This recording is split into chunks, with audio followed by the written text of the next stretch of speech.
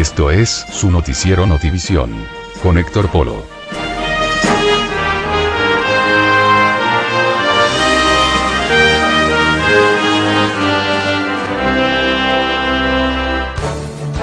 ¿Qué tal? ¿Cómo está? Me da gusto saludarlos. Qué bueno que nos acompaña en este espacio informativo de su noticiero Notivisión, que transmitimos desde las instalaciones en los estudios de Notivisión Channel, desde el centro de la República Mexicana. Saludamos, como siempre, a todos nuestros buenos amigos que nos siguen a través de nuestro portal en internet, www.notivision.tv. Esto, por supuesto, gracias al hospedaje de ensenadahoy.com. Y nos vamos directamente con la información. Información nacional. El Estado está fracturado por decisiones erróneas de la clase política, por el alejamiento de esta última con la ciudadanía y por la estrategia militar que ha provocado más muertes y violencia. Así lo afirmó este viernes Javier Sicilia durante el segundo diálogo que sostuvieron con el presidente Calderón e integrantes del Movimiento por la Paz con Justicia y Dignidad. Esto en el castillo de Chapultepec, donde una vez más insistió en lo absurdo de seguir una estrategia militar para acabar con el crimen organizado. Ahí el secretario de Gobernación, Francisco Blake Mora, discutió con Javier Sicilia el formato del diálogo. Sicilia pidió que otras víctimas del crimen tuvieran voz en el diálogo con el gobierno. Si consideran, podemos hacer un receso de unos 5 minutos y continuar con la mesa. Un favor, señor secretario, yo me voy a sentar allá con los testigos y voy a pedir que Norma Ledesma ocupe mi lugar, porque aquí en mi lugar deben de estar las víctimas no visibles. Yo, mi caso está resuelto, yo simplemente, como digo, soy la voz de los sin voz, de los que no han tenido. Entonces le pediría a Norma. Nada más, Cecilia, déjeme decirle algo también.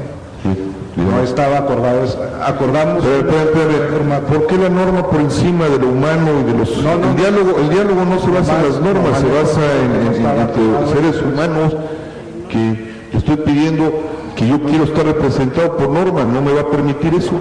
El movimiento que no estaba en el acuerdo de... Yo creo que no hay inconveniente que pase también, doña Norma, encantado, bienvenida aquí, pero también hacemos el receso, ¿no? Sí, por supuesto. Está bueno, vale.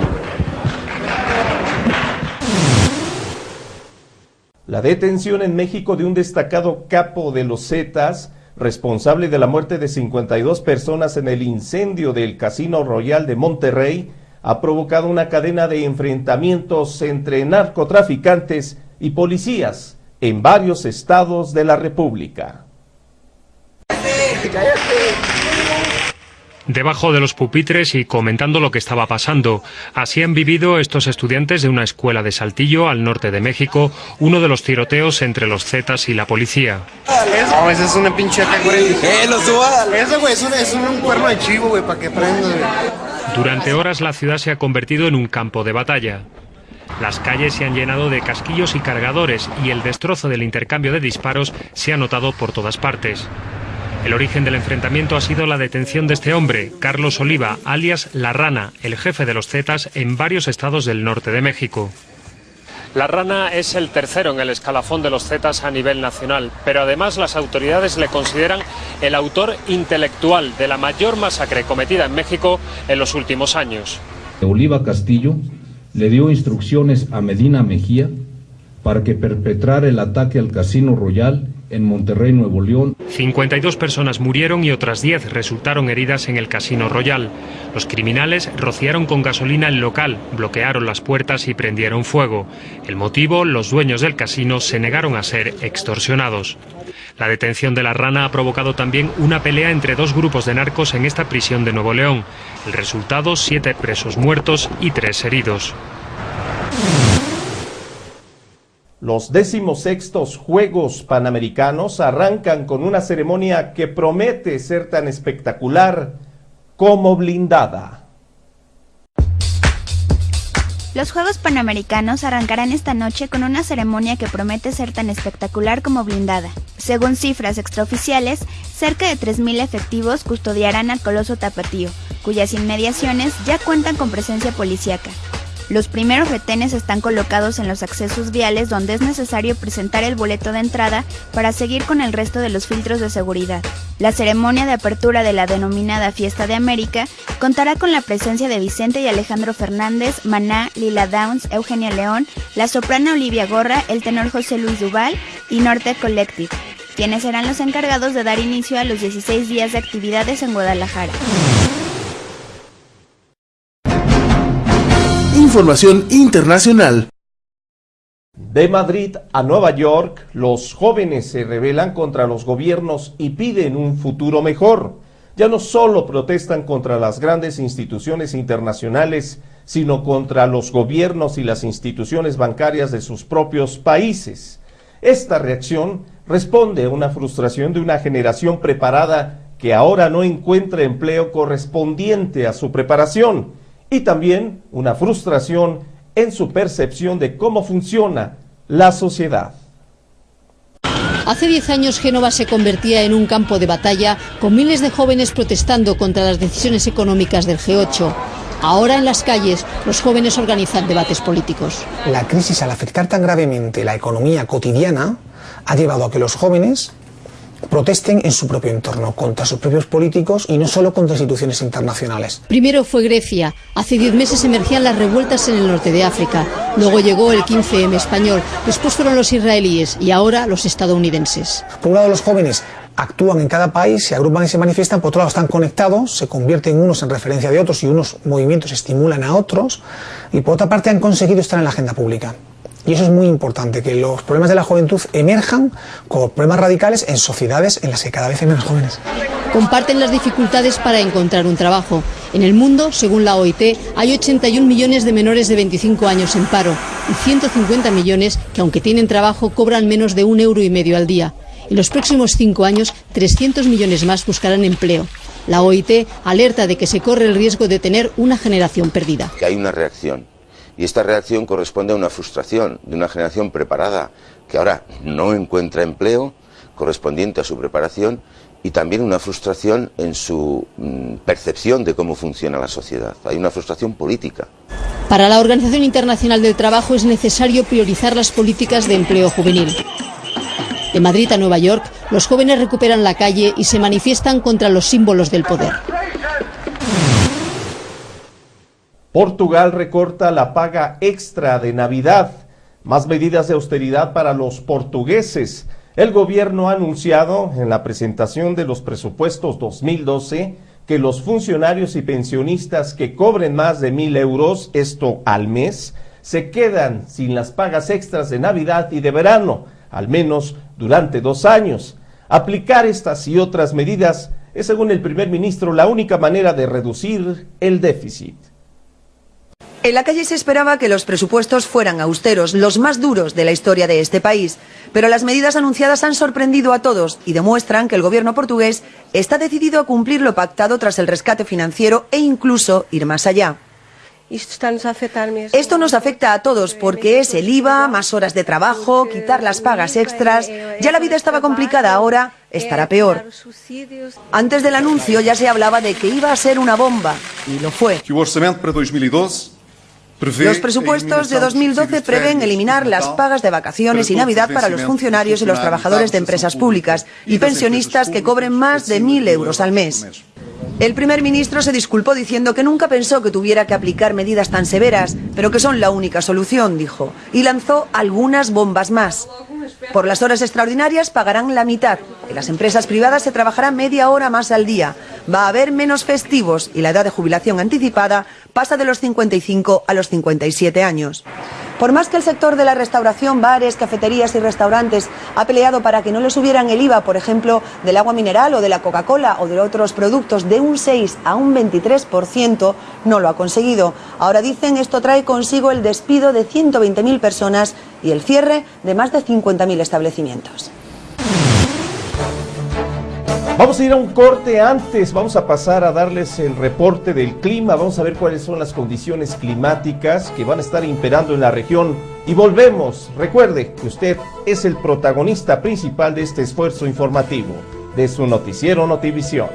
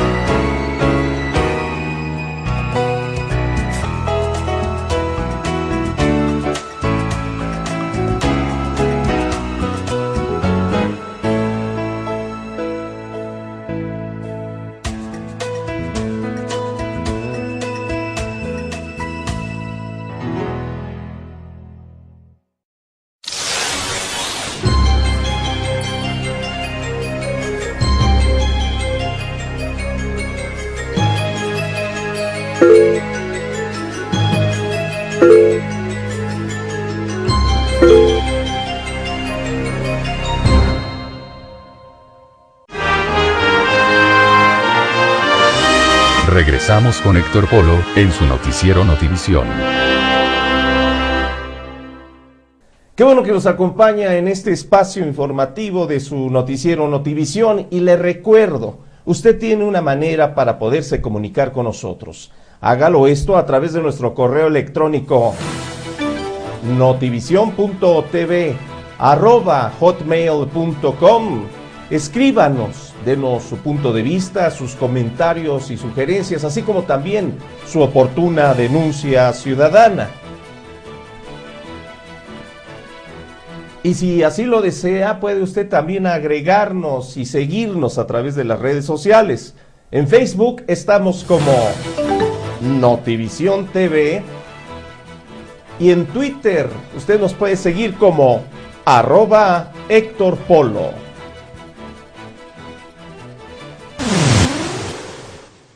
La deuda española ha sufrido su segunda rebaja en una semana. A la de la agencia Fitch se ha sumado hoy la de la Standard & Poor's, que justifica la decisión por el alto nivel de desempleo y el escaso crecimiento económico. Standard & Poor's vuelve a sacar la tijera. La agencia ha rebajado la deuda española un escalón, desde AA hasta AA negativo. Una bajada de calificación significa tener que pagar más por colocar la deuda. Los expertos le restan importancia. La probabilidad de impago de la deuda pública española sigue siendo 0,0. Eso es lo que dice. Pero seguimos en una situación de rating muy elevado y ahora mismo te están penalizando mucho estar dentro del euro y ser un país contaminado por la crisis griega y el efecto contagio. La agencia justifica esta bajada de nota en las pocas perspectivas de crecimiento de España y sobre todo en el alto nivel de desempleo. Agencias, como siempre ha pasado, van por detrás de la realidad y se dejan influenciar demasiado por los inversores y los mercados a los que asesoran. Y advierte de que puede seguir bajando la nota si se cumplen sus peores pronósticos, que España vuelva a entrar en recesión el próximo año debido a una menor demanda externa e interna y a la posible desaceleración económica de la zona euro. El enfriamiento de la economía parece evidente no solo en España sino en todo el mundo. El problema es que otros países de Europa estaban creciendo fuertemente, como Alemania o Francia, se están enfriando sus economías pero están lejos de la doble recesión. La Comisión Europea, sin embargo, alaba las medidas adoptadas por España. Se está llevando a cabo una acción correctiva para efectivamente llegar a cumplir ese objetivo de reducción del déficit tanto a nivel central como regional. Y recuerda que el año pasado el país cumplió con los objetivos de déficit y que las autonomías están actuando para cuadrar sus cuentas. Trabajadores griegos declaran huelga general. Los empleados del sector público marchan por el centro de Atenas y paralizan la ciudad para protestar contra las medidas del gobierno griego. Los trabajadores del sector público marcharon por el centro de Atenas para protestar contra las medidas de austeridad del gobierno griego. Los empleados de la salud dicen que el gobierno ha desmantelado el sistema público de salud en el momento en que más inversión necesitaba. El transporte público se paralizó, pues sus trabajadores iniciaron una huelga de 48 horas y marcharon por la ciudad congregándose al frente del Ministerio de Finanzas. Varios manifestantes ocuparon el ministerio y agitaron banderas negras desde el balcón. Los conductores de taxi se unirán a la huelga mañana viernes, dejando a los vehículos particulares como el único medio de transporte en Atenas. Los de hoy son los últimos eventos que han programado los trabajadores y sindicatos para manifestarse en contra de las medidas de austeridad. El gobierno ha introducido medidas como el aumento de impuestos, recorte a los salarios del sector público y las pensiones, así como un plan de recorte de 30.000 funcionarios en su esfuerzo por cumplir los objetivos para lograr el rescate internacional que necesita por 110 millones de euros. El gobierno ha dicho que solo tiene fondos para pagar salarios y pensiones hasta mediados de noviembre sin el mencionado préstamo. Sin embargo, para el 19 de octubre está prevista una huelga general en todo el país. Silvio Berlusconi finalmente ha vuelto a superar una cuestión de confianza. El primer ministro italiano seguirá en su puesto después de ganar por 15 votos la moción planteada por la oposición por su gestión económica y sus escándalos personales.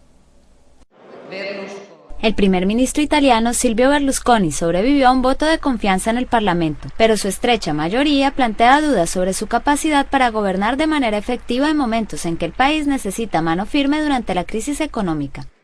Berlusconi ganó en una votación de 316 a 301 en la Cámara Baja del Parlamento. Después de varios días de tensión, los aliados del primer ministro aplaudieron cuando el resultado de la votación fue anunciado. La mayoría de los miembros de la oposición boicotearon la primera ronda de votación en un intento por reducir el número por debajo del mínimo necesario para formar quórum. Fuera del Parlamento, un grupo autodenominado los Dragones Rebeldes protestó contra el gobierno y los bancos de Italia, acusándoles de poner en peligro la vida de las personas mediante la creación de enormes deudas. Osvaldo Napoli, miembro del partido de Berlusconi, dijo que pensaba que el resultado fue una gran derrota para la oposición, porque los votos fueron 316, lo cual es la mayoría del Parlamento. Sin embargo, Berlusconi ha sido debilitado por escándalos sexuales y criticado por su manejo de la economía italiana.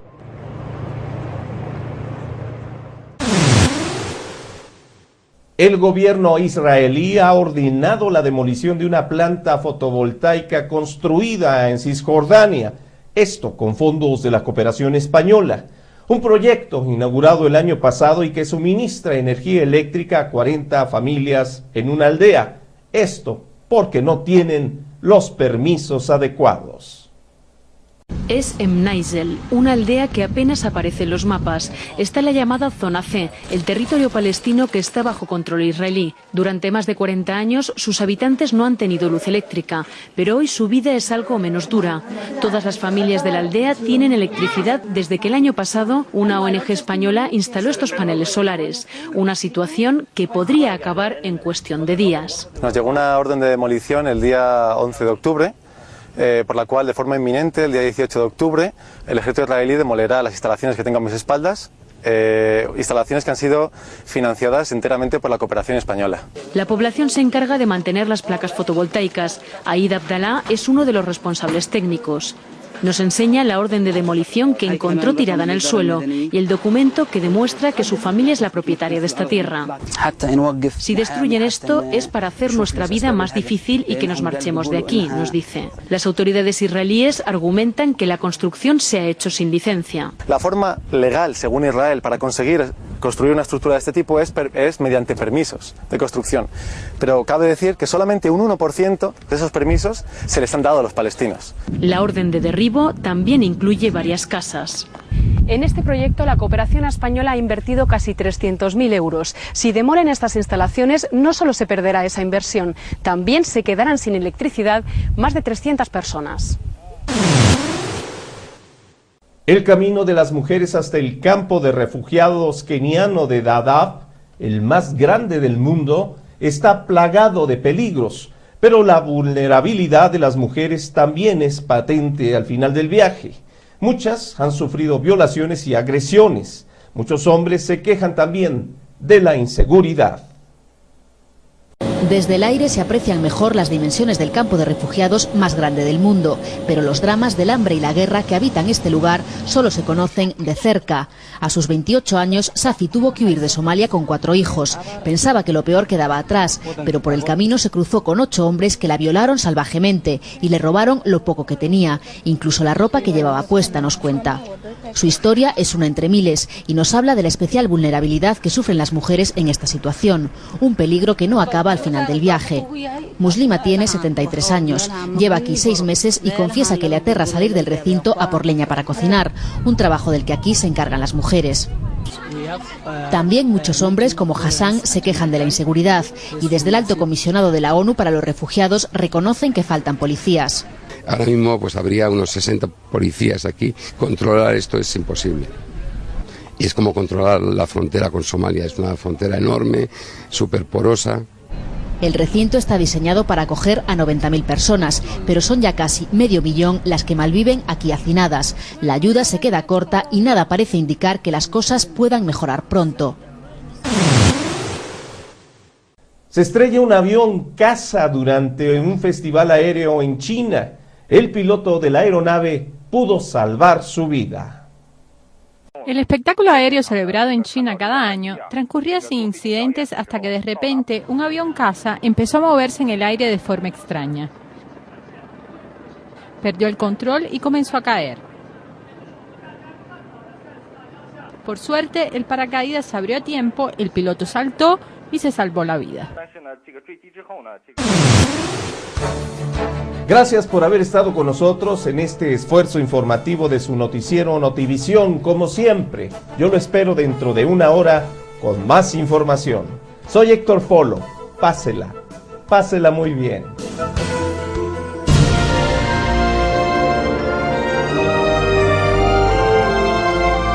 Los hombres sabios aprenden mucho de sus enemigos. Aristófanes.